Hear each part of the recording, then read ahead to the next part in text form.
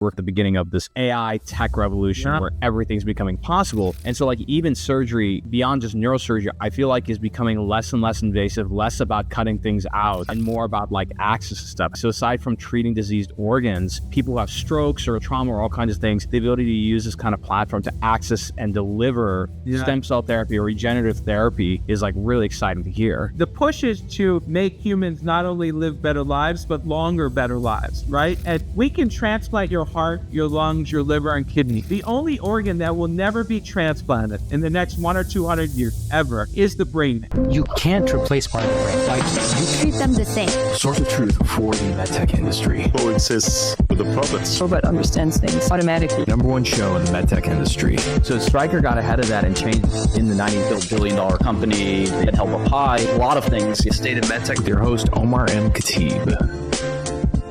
Hey everybody, welcome back to the show. We've covered a lot of really interesting topics on not only neuro, but more importantly, new therapies for the brain. I think that it's a really exciting time because technology is caught up where we have a lot of different ways to affect those kind of things, especially when it comes to crossing the blood-brain barrier. Today we have a special guest, Dr. Chad Gordon, who's joining us, I think from your office at Hopkins, right? Yes.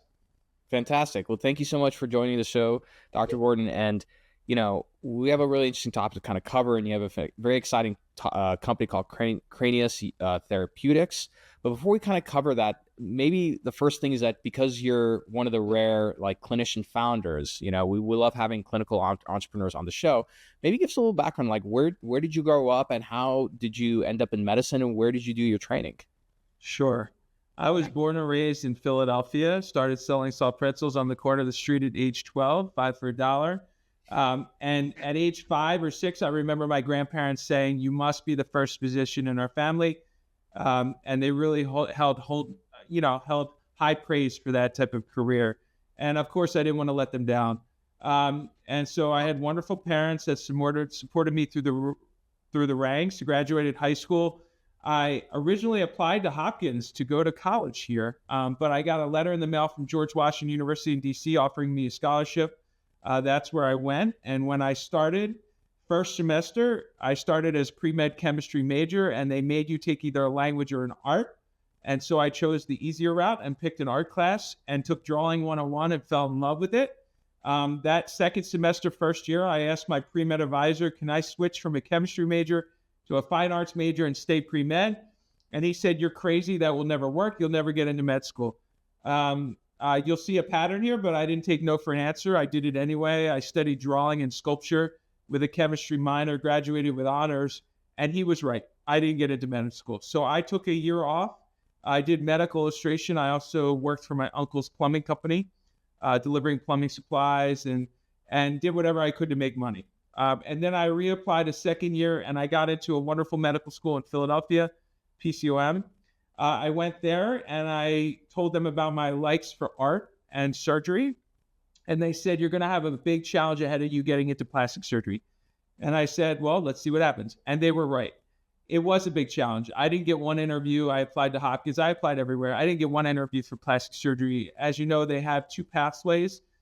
Back then, there was an accelerated path for the talented individuals, and I wasn't one of them. And so I had to go into the general surgery route. So I did 6 years of training in Camden, New Jersey at Cooper University Hospital. When I finished there, during that time, I had studied face and hand transplant. I thought that was really a unique and exciting time for plastic surgery. And then when I applied for training, I matched to the Cleveland Clinic to do plastic surgery. And so I was then catapulted to a serious environment with wonderful physicians and scientists. When I got there, I said, "We're going to do the first face transplant in the U.S. Everybody laughed. And 6 months later, we did it. That was in December of 2008. I did 2 years of plastic surgery training there.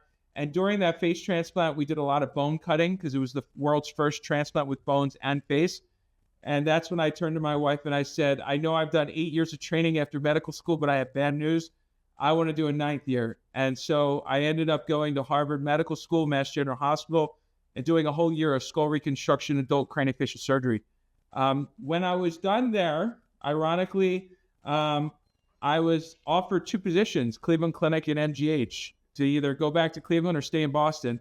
And so I called the head of plastic surgery at Baltimore at the time, And I said, which job would you take? And they said, don't take either, come to Hopkins. And that's how I ended up at Johns Hopkins. And I arrived in July 1, 2011. And I was stunned at how talented the brain surgery department was. They were ranked number one in the world, U.S. News and World Report at the time. So on one end of the spectrum, amazingly talented individuals taking brain surgery to the next level, as well as neurologists and brain scientists. The opportunity I saw was that when it came to skull and scalp reconstruction for these neurosurgical patients, it was lacking. And it's not because of a lack of effort. It's because brain surgeons are just not trained in skull and complex scalp reconstruction. It's like you don't call a plumber when you need a carpenter. It's just a different mindset. So I saw that as a blue ocean opportunity. And I said to myself, I'm going to dive headfirst into helping brain surgery patients get restored to society, similar to the way breast cancer evolved in the 1950s and 60s at Hopkins. It was really Johns Hopkins and the mindset that not just removing the breasts for cancer, but putting a reconstructed breast back to restore them. And ironically, this is like 60 and 70 years later that I'm doing the same thing on people's heads. The goal being that it doesn't look like you had brain surgery. So I became very busy. People would see me from around the country and around the world for skull reconstruction and scalp reconstruction. And what I realized was this was my lifeline and this is what I was doing as a career, but there was no real field around it. Craniofacial surgery was started by Paul Tessier in France for pediatric kids with abnormal skulls, but there was never really an adult-based field. So I called it Neuroplastic Surgery. It was basically in the middle between neurosurgery and plastic surgery. And I thought to someone not in medicine, it would be self-explanatory. And I started seeing patients that either before or after or during needed help with their skull and scalp. And soon I became very busy. And I tell my kids, if I tie my shoelaces more than you tie your shoelaces, I get better at it. That's all it was. And so I was able to pretty much see ahead on the innovation curve of where the world of skull reconstruction was going. That's amazing. And by the way, just, before I, move on, I got to go back real quick. So you mentioned you're a medical illustrator. Were you ever inspired by, I think it was John Guyton, who did Guyton's Physiology? Yeah. Yeah. So there, yes. So that's one of the great medical illustrators. The other one is obviously Netter. And Max Brodell. Max Brodell is considered the father of medical illustration. So I did my honors project in college on Max Brodell, who ironically started, this is going to blow you away. Okay. Max Brodell started medical illustration at Johns Hopkins for the whole country. Harvey Cushing started neurosurgery at Hopkins, right? Oh, that's right. Yes. Plastic surgery. John Stage Davis was the first surgeon in the United States to ever say, I'm only doing plastic surgery. So I don't think it's too, let's say, serendipitous that neuroplastic surgery also started at Hopkins. That's amazing. And we talked about it earlier. I had done research at Hopkins, and there's something about Hopkins, like you can literally feel the history like in the walls while you're walking through. It's amazing. Definitely. You have super talented people dedicated to patients and that are happy to collaborate for the benefit of the patient. Yeah. And, I'm wondering, one of the things that, I've heard you mention is that the evolution of like dumb cranial implants to smart implants. Can you kind of walk us through like, what was like a key turning point or let's say a technological breakthrough that sort of made that shift inevitable? Yeah. Okay. So I'll bring you to 2011. I get to Hopkins, and at that time, skull implants were being designed and invented by neurosurgeons, right? Like if you have a family member or loved one that has a problem with their skull, you would tell them over dinner, go see a brain surgeon. Ironically, the brain surgeon is not the true expert, but that's really all the world had in 2011. So they were doing the designing and the inventing and the patenting and the engineering of skull implants. And skull implants for a long time, 30 years before I got into the field, were designed to match your missing bone. Okay, so basically 75% of all surgery goes in through the side, the terional region. And in that area, you have a thick muscle, temporalis muscle, and a fat pad called the temporal fat pad. And so that anatomy gets distorted when you have brain surgery. There's nothing they can do to prevent that.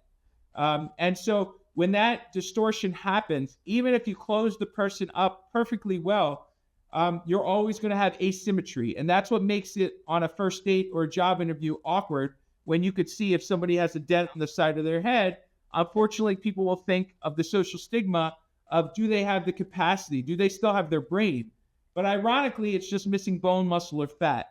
And so in 2011, I get to Hopkins. I'm starting to do, let's say, 50 or 100 skull reconstructions a year.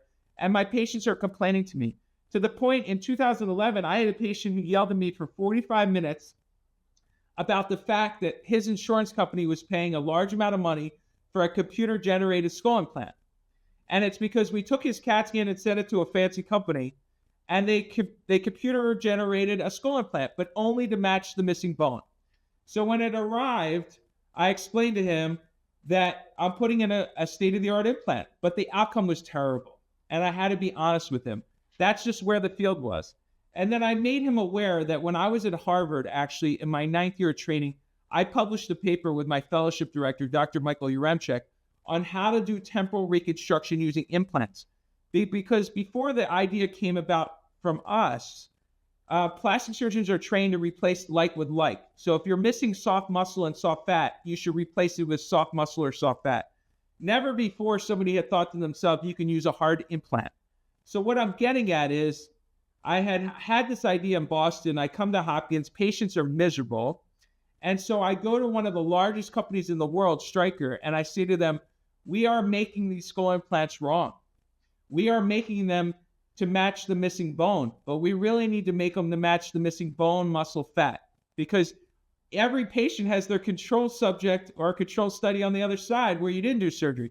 And so I taught the engineers how to do that idea. I wrote the patents, worked with the FDA, got it approved, and now it's a go-to algorithm for Stryker around the world. So that was my first foray into, I would say, medical technology breakthrough, taking an idea, working with the FDA, taking it out into the clinical space, and actually working with a company. I say all the time, you could be the best surgeon in the world, but if you don't work with industry leaders and amazing companies, it's never going to get to the patients, right? And so what I'm getting at, to answer your question, this is a long answer, but when we changed the skull implant from being paper thin for 30 years to now being almost 1.5 inches or 2 inches thick to replace the muscle and fat, my light bulb went off twice. It was one, I can make patients look better and not have a dent on their head. But the second time it went off, I said, we just created the ideal volume and space to house technology right next to the brain. Does that make sense? Makes a lot of sense. And that makes sense as to the segue into how CraniUS Therapeutics was essentially started. Is that correct? Correct. So, yes. So basically, exactly to your point. So I start doing these over 10 years ago. I got to ask you a question. Because, and again, I love, being former med student, and my father's a surgeon, and now I'm an entrepreneur. I love speaking to clinicians who are entrepreneurs. So there was a moment, right, where you had this light bulb moment where you said, oh, like now we've created the space, and you said it right there, to house technologies. Where were you? What were you doing like when that moment happened? Well, the first time I invented it was in Boston at Harvard. And I wrote the paper of implants in the temporal space for people's dents in their head. But I didn't know how I was going to do it, and I didn't really know much about brain surgery. So that was the first time I thought about doing it while I was in Boston. The second time, I remember walking through the first floor of the outpatient center in front of the coffee shop in 2012 and saying, if I could have a fantasy wish that I could put anything inside this skull implant, what would be the most important thing with the biggest impact in modern day medicine? And the answer was staring me in the face, and it was obvious. It was medicine. It was pump medicine into the brain, because when we swallow a pill or inject the medicine into our arm, about 98% never makes it to the brain. And the ironic thing is, all the patients coming to me for skull reconstruction, most of them have brain problems. So I'm taking a giant skull implant that's made out of plastic, and I'm putting it right next to the diseased organ. And I close the skin and ask them to swallow the medicine instead of just putting the medicine 2 centimeters away from the diseased organ. So I knew medicine was the answer. But I'll tell you, Omar, I was smart enough to know I was too dumb to do it back in 2012 and 2013. So the next 10 years, I spent my time trying to put other technologies inside skull implants. Since that time, I've published 3 first-in-human articles putting batteries and wires in implants, hydrocephalus shunts inside implants, wireless biosensors to test pressure inside implants. But that was all based on my long-term plan. Life is not a sprint, it's a marathon. And I knew mile 26 was getting medicine delivery to our patients. I love that. And what's interesting is that if you think about it, there have been a few, I'd say in the last like few decades or even century, big scientific obstacles. I think the blood-brain barrier is one of those big, I would say one of the scientific obstacles of the century. Yeah. And, more specifically to your point, like, there's all kinds of things you have to design and manufacture and engineer for medicine to cross that barrier versus what you're doing, which is it's pretty much a physiological shortcut, which is like, let's just put it right there because it takes, it takes a lot of the issues out and it solves them in a very unique way. So, you start CraniUS, right? And your guys is, but by the way, I'm a marketing guy, so like I can't help but enjoy like good branded products. So your product is NeuroPass. What does NeuroPass do that's different from, let's say, past attempts to breach the barrier safely and effectively? Yeah. Okay. So the concept of bypassing the blood-brain barrier. So the blood-brain barrier discovered in 1885 in Germany by a Dr. Ehrlich, who ended up winning the Nobel Prize. And the way he identified is he injected a dye into the leg of a mouse. And the dye went into every organ except the brain. And so he knew there was some type of barrier that was stopping dyes and chemicals from getting into the brain. Since 1885, there was not really many advances until 100 years later at the NIH, Dr. Oldfield, who was the chairman of neurosurgery at the National Institute of Health, after a long, stellar career of many decades and failing to get drugs into his patient's diseased brain, he took some cats and some animals, and he took the skull, opened it up, opened the scalp, and put a pump and a catheter into the brain of a cat, hooked it up to a pole, came back the next day, and the dye spread around the brain in a way that he had never seen before in his entire career at the NIH. And he called it convection-enhanced delivery, which is basically using a pump to generate a force, a pressure gradient at the end of the catheter that generates enough force, not too much and not too little. If it's too little, it doesn't go anywhere. Like a normal reservoir doesn't go anywhere. It needs some force when the catheter's in the brain tissue. And if you do too much force, you actually damage the brain tissue. So in the 1990s, they started figuring out what was that right pressure gradient and flow to generate what he called convection-enhanced delivery. So CraniUS Therapeutics does not get credit for convection-enhanced delivery.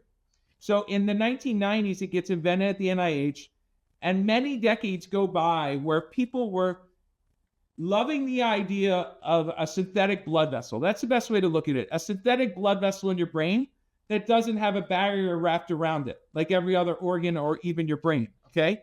So the idea came about, but everybody needed to have external devices to do it. And as you know, if you're suffering from brain disease, and by the way, if you ask the US government, the 10 most costly diseases right now are all brain related because they have the drugs, they just don't have the delivery. And so, the idea and the delivery came from the NIH, and people and surgeons and scientists were struggling. How do we mix it into an everyday life cycle of a patient who's suffering from tumors or Parkinson's or Alzheimer's? And nobody really had the solution because they're either brain surgeons or brain doctors. So I come along with a different perspective as an artist and a skull implant surgeon. And I say, why don't we use that space that I just talked to you about, Omar, to encase the system and the concept that was invented at the NIH. And that's how this all came about, which is essentially an internalized system inside a skull implant, using the temporal space that traces all the way back to those Boston days to get medicine down a short catheter right into the brain. Got it. And for those, by the way, and for those who are listening or watching, we have a lot of people who watch on YouTube and Spotify. Funny enough, we're a top 5% streamed video podcast on Spotify, like of all podcasts. Funny enough, I'm gonna bring up the video that sort of illustrates this. Maybe you can give us a little play-by-play. But for those who are, let's say, driving and you can't watch it, go to the website, which is CraniUS Therapeutics, spelled CraniUS, CraniUStherapeutics.com. So let me pull this up, and maybe you can kind of give us a little bit of a play-by-play here in terms of what we're seeing. All right. Tell us. So this is the blood-brain barrier, but tell us a little bit more about what we're seeing. So any blood vessel going to any organ in their body is getting nutrients out of the bloodstream, except when it comes to the brain. The body knows that large molecules or toxins or chemicals can't get into the brain. And so that's what this drawing is showing you. And because of this, the pharmaceutical companies have to drive up the active ingredients so high because they know about 95 to 98% of those molecules are lost on the way to the brain. 95 to 98% of those molecules are lost on the way to the brain. When you swallow a pill or inject medicine into your arm for your disease, it does not have GPS navigation like your car. That medicine does not know to go down your esophagus, into your stomach, through your liver, and swim up your neck into your brain. It goes to your feet, it goes to your hand, it goes to your organs. That's why patients suffer from adverse, problems like kidney problems, heart problems, liver problems, lung problems. It doesn't go to the brain like you want it to. With the idea of NeuroPass, 100% of that medicine you're putting into the device is going right to the brain. So what you see is the NeuroPass itself, which has a high-profile reservoir, which is very important. It's part of the patent coverage, which means you can feel it and know exactly where to put your tiny needle. These needles are very safe and they're non-coring, which means you can stick the device up to hundreds of times without causing a leak. In the anatomy and the drawing there, you could see multiple catheters, either one or two catheters that are short, already FDA approved, and safe catheters that are used every day around the world for diseases such as hydrocephalus and trauma.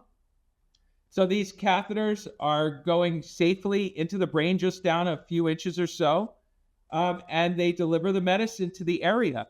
And the reason why the video has two catheters is because you potentially could put one catheter on the right side of the brain and one catheter on the left side of the brain so that you could tackle bilateral disease versus if you want to focus on unifocal disease. And it is the NIH that showed that when it comes to convection-enhanced delivery, the drug will not cross the midline of the brain. So if you want to get drug to spread both sides, you need two catheters. What you see here is the patient's head has a normal shape. So that's neuroplastic surgery. As I just tried to explain to you, neuroplastic surgery is about doing skull surgery without looking like you had brain or skull surgery. And that video shows the little needle going into the port. And this image is showing you MRI lucidity, which means this device has gone through a lot of stages of development, but it's built from the ground up. And why is that important? Because the number one mission has always been the same: to be safely put inside the skull without interfering MRI imaging and the routine surveillance that our brain patients need. This is not an off-the-shelf recycled solution. This is not something that was meant to go in your back or your belly or your chest or your leg and then say, hey, let's throw it in the head and see if we can deliver medicine. This device has always been developed for this specific example, and that's what makes it so unique and important, is that when you get your MRI, there will be no interference. And I hate to tell you this, Omar, but there are devices on the market now, FDA approved, where when they get an MRI, they only see 2/3 or 1/3 of the brain because of the interference. Wow, I had no idea. That's shocking. And it's good to hear that, like, and again, like it takes a lot of, I guess, clinical and technical experience to be able to build a device from the ground up. So I would imagine on your regulatory pathway, you're not able to do this as a 510K. Yeah, good question. Right now, we are in conversations with the FDA. I will give you some insight to let you know that CraniUS Therapeutics has multiple products. And so if you look at it as almost a roadmap to the end goal, which is almost just like a cell phone.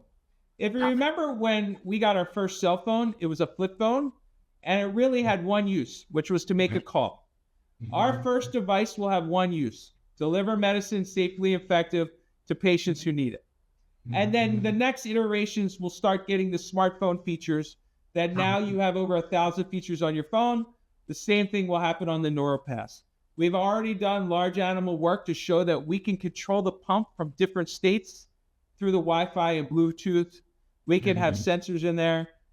So there's a lot of exciting developments, but I want to be honest and upfront and let you know that because of the FDA, like you mentioned, is a very regulatory and rigid, path, we have to always look at the risk to benefit ratio. And so the quickest way to get patients what they need, which is medicine delivery to the brain, we have to be smart. And the smartest way to do that is to remove the bells and whistles, get to market, and then do ancillary applications to add in the technology as you do different tests to prove their safety, just like the cell phone market evolved. Got it. No, that makes a lot of sense, and it's interesting to hear that. Now, my next question too is that, I think when it comes to medtech, clinical applications, and more importantly, like a beachhead market is very important. You guys have targeted malignant brain tumors, Alzheimer's, Parkinson, and medicine-resistant epilepsy. Yeah. So because of the functionality of the device, no doubt you can target all of those, but you're going to have like a beachhead market where you have early clinical adoption, right? What would it be for you guys? Yeah. Before I answer the question, I just want to make sure I go out of my way to point out, very important to understand the NeuroPass is drug agnostic and disease agnostic. So not married to a drug, not married to a disease. But the Sure, answer, of course. you know what I mean? Like that's why I just want to say it's almost like Amazon for the brain. It can deliver anything within certain characteristics. It can't be too thick. You can't put toothpaste down the NeuroPass. It won't go down, right? So the fluid has to have certain characteristics. But in a general sense, the world is your oyster, okay?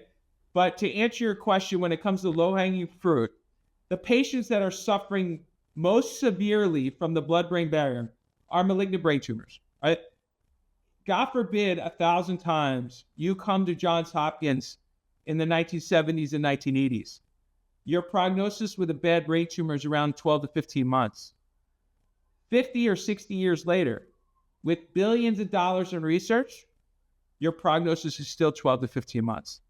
And that explains the troubles. It's not the amazing pharmaceutical developments that have gone on in the US and around the world. It's a delivery problem. No, it makes sense. And then definitely it makes sense in terms of that you have technically, by definition, a platform technology, because you're essentially, a delivery pathway, right, for a lot of things. But, I guess it makes sense that you said that malignant brain tumors is like the first like real beachhead. And again, the applications can be endless, but it sounds like based on the market size and the opportunity, that malignant brain tumors is going to be the biggest thing. Is that correct? Yeah, so from a market size perspective, and what kind of brain tumors, by the way? Yeah, so glioblastoma or high-grade gliomas, right. The ones that are the most lethal aren't the biggest numbers, but these are the people most pressing, right? Like as we're speaking right now, there is someone who's being diagnosed with a glioblastoma, unfortunately. One of our guests who came on the show is a glioblastoma patient and came on the show because, he had this very emotional LinkedIn post about him getting diagnosed, and he's probably not going to see his daughters get married. And then like a year later, he was still alive.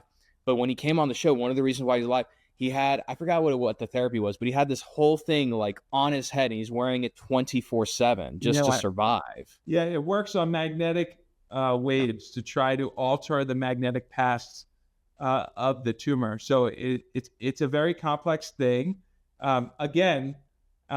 Instead of changing the entire approach, it's building upon decades of research, right? Like you can take these medicines that have been built by the largest companies around the world, who, by the way, a 505b1 path is about $1 to $2 billion out of pocket to take a drug from concept out to market. So if you have a brain tumor drug and you get it all the way out for $2 billion and you show that you're not getting the results, that's a problem, right? But it might not be that you developed the wrong drug. It just might be that you're not getting through the blood-brain barrier. And so when I've had meetings with these largest companies in the world, they are super excited about the NeuroPass. In fact, sometimes they raise their hand and just get overwhelmed and say, we need such help with the blood-brain barrier.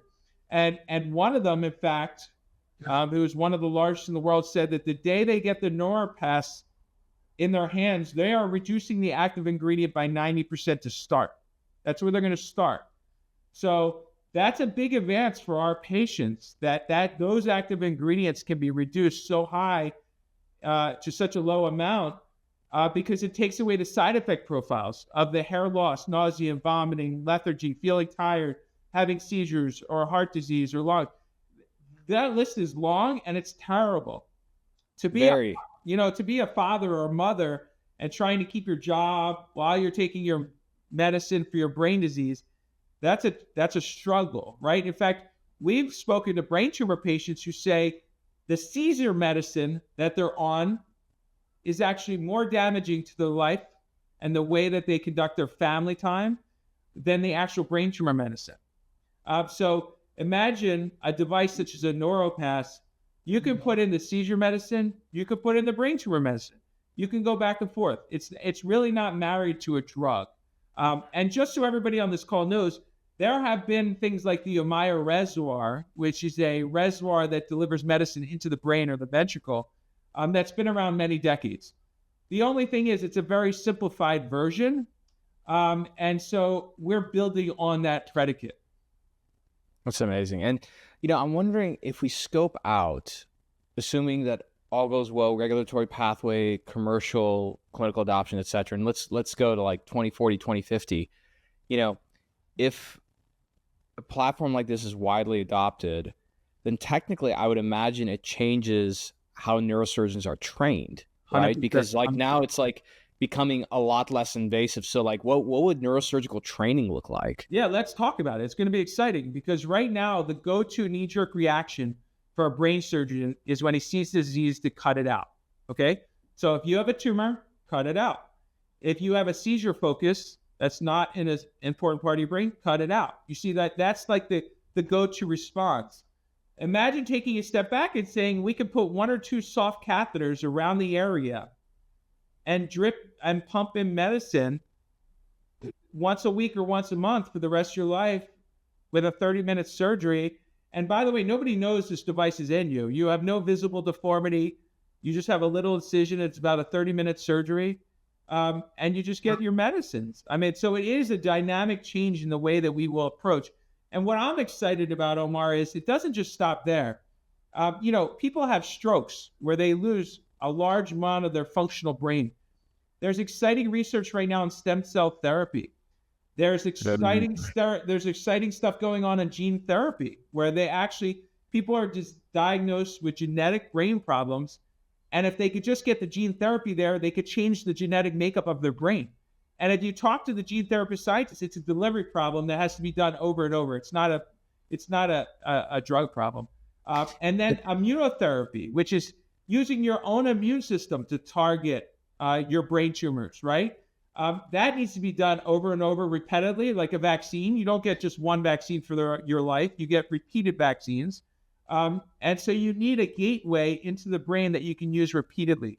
So that's really what makes us excited, is it's not just the short term, but the long-term potential. But as you know, Omar, as an entrepreneur and as a company like CraniUS, you have to stay 100% laser focused on what is the goal and get your first win.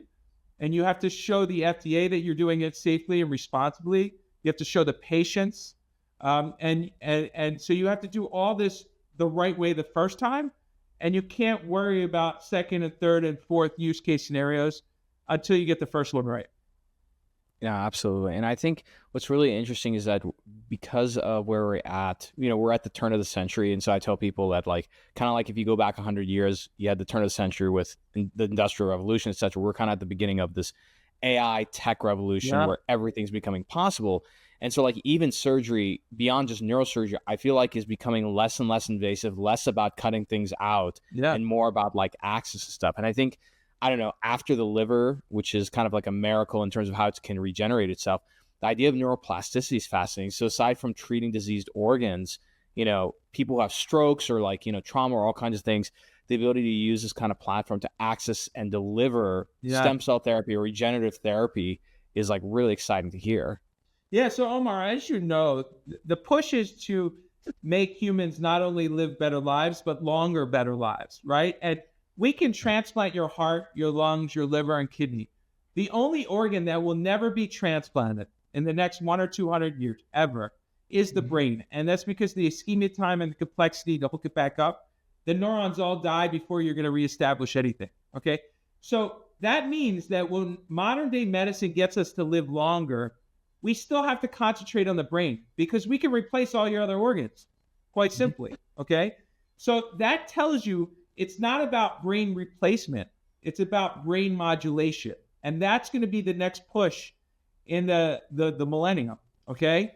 And so when you look at brain modulation and you go into the pharmacy, you can either ask for electricity, like a Neuralink, like a Elon Musk machine that has batteries and wires. You can either go into the pharmacy and say, I want electricity to do something to my brain, or you can go into the pharmacy and say, I want medicine to do something to my brain, and have that medicine injected down the NeuroPass. So you could see while the brain-computer interface is growing on one side, you're going to have this new frontier called the brain medicine interface, which is medicine delivery directly to the brain. I love that. This is the first time I'm hearing it. So we'll TM it on this show that Dr. Chad Gordon came up with, that brain medicine interface. I love that. Go. So, you guys are well funded to this point. Congratulations. I think by the time this episode's released, you've closed your Series B. What are you guys using the funds currently for? What does the year look like? Your regulatory pathway? Give us a glimpse of that for the investors and private investors who are listening to the show. Yeah, we have a very talented CEO, Michael Maglin, who one of the best things I was able to accomplish in my lifetime was being able to recruit a stellar vice president from Under Armour, Mike Maglin, who really had experience managing $1 billion P&L, had worked in many Fortune 500, Fortune 1000 companies. He's very fiscally responsible. He's always able to take our financial pathways way out beyond where they're budgeted. So I don't expect anything less this time around. Our current funding will take us out to commercialization and our first market approval. We also have redundancies built in, which is working with non-dilutive grants. Okay, so we work with institutions to get funding through grants. And there's also non-dilutive pathways with banks once you have your first commercial product. So to get to the point real quick, our finances right now are budgeted for the next 3 years to go to market with our first product. And then after that, we don't think there will be any more fundraising, and the company will be able to use non-dilutive funds. But I just want That's fantastic. I just want to give a shout out. I'm only one person on camera right now, but there's a lot of talented people that deserve a lot of credit. And Mike Maglin, as CEO of this company for the last 4 years, really deserves a lot of that credit. That's awesome. And personally, I love seeing talented people from other sectors come into the space because they bring a different point of view, different set of skill sets and everything. And I think that's what the industry needs, especially now that, if you look at big tech, Apple, Google, etc., Microsoft, they all have fiduciary responsibility to grow. They're not waking up and saying, let's build furniture. Everybody's moving into healthcare now. And so I think it's a really exciting time to be in the space. For the rest of the year, though, I don't think you guys are exhibiting, but are there any conferences, whether it's medical conferences or summits, you're going to be attending, whether exhibiting or just in attendance in general, if somebody wants to meet up with you guys? Sure. Before I answer the second part, I want to go over the first part where you talked about Apple, Google, and them going into healthcare. But let's take it one step forward. They're not just going into healthcare. They're going into brain interface. And that brings me back to my previous point. There is a pot of gold for these companies in the brain-related space because, as I mentioned, all the other organs are pretty much well-defined and replaceable with transplant surgery. And so the companies that you just mentioned, when they can modulate the function of our brain to a new level, they're going to make Wall Street very happy and excited. And so it's not ironic that there's a long list of billionaires that are all invested in this lucrative space. And yes, we're excited about being the pioneers in the brain medicine interface space. And in terms of meetings, for the last 10 years, we've been doing a Neuroplastic Surgery Symposium. On Wikipedia, it's called the Harvard Hopkins Symposium because the first 5 years we went Harvard, Hopkins, Harvard, Hopkins, Harvard. And that was not just by luck. I had trained there. And so the first year I wanted to take it back to Harvard and work with my fellowship director to really get it off the ground. And I also was scared that if it failed, I didn't want to fail in my own territory in Baltimore. So we went to Boston the first year, and it was an overwhelming success. So we went back and forth for the first 5 years. After 5 years, COVID came around. And the funny thing to tell you is that people thought there was no COVID in Florida. So they said, why don't we go to Miami for the 6th year? And we went. And now nobody wants to go back to Boston or Baltimore when it's December. So we're already planning our 10th Neuroplastic Surgery Symposium. At this symposium, we bring together forefront scientists, engineers, doctors, surgeons, neurosurgery, neuroplastic surgery, plastic surgery, ENT, the list goes on. and we bring together a multidisciplinary group of people talking about the next chapter in innovation and neurotechnology. On Saturdays is lectures, and on Sundays we do a cadaver lab. During that cadaver lab, we usually use that time to spend a few hours showing trainees how to do safe access to the brain. And then we spend the next few hours teaching the trainees how to rebuild the skull so it doesn't look like you went into the brain. And that's what I think is the major contribution of this new burgeoning field of neuroplastic surgery. That's awesome. And, Dr. Gordon, again, thanks for coming on the show and spending some time with us, especially considering that, you're a practicing clinician. So especially, I know there's no such thing as like a relaxed Hopkins physician. You guys are all working extremely hard to push the limits of innovation, deliver great patient care, et cetera. But just in wrapping up, I'm just curious, for one thing I love about speaking to clinicians is that we all got trained and sort of burned in our brain this idea of like continuing education, right?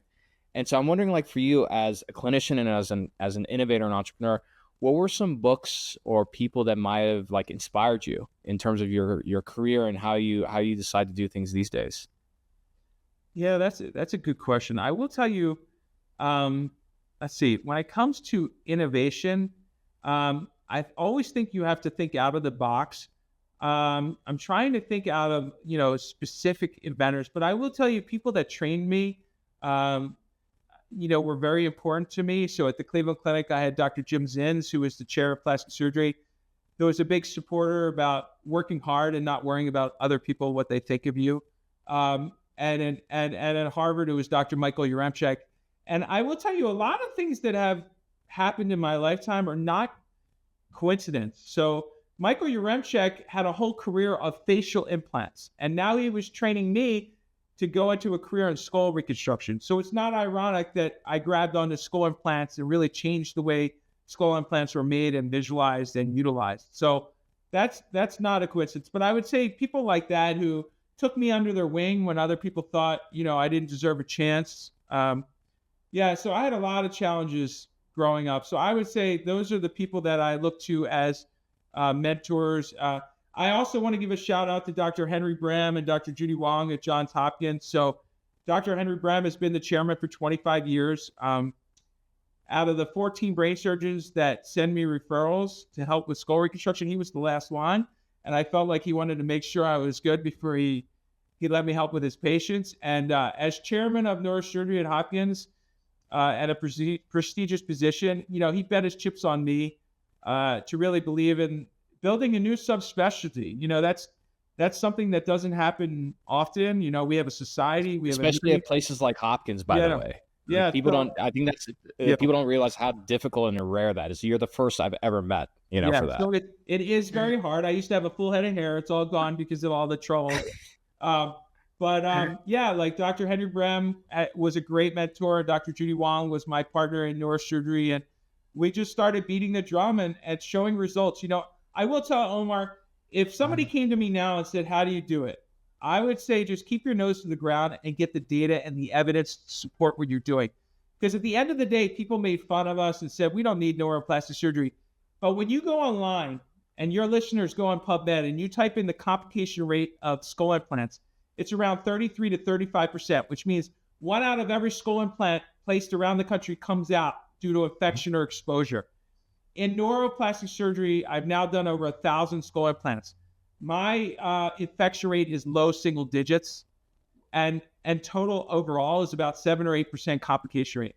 So neuroplastic surgery has exponentially reduced the complication profile of skull implants. And when I got into the field, people made fun of it. Why do we need neuroplastic surgery? We have neurosurgery, we have plastic surgery.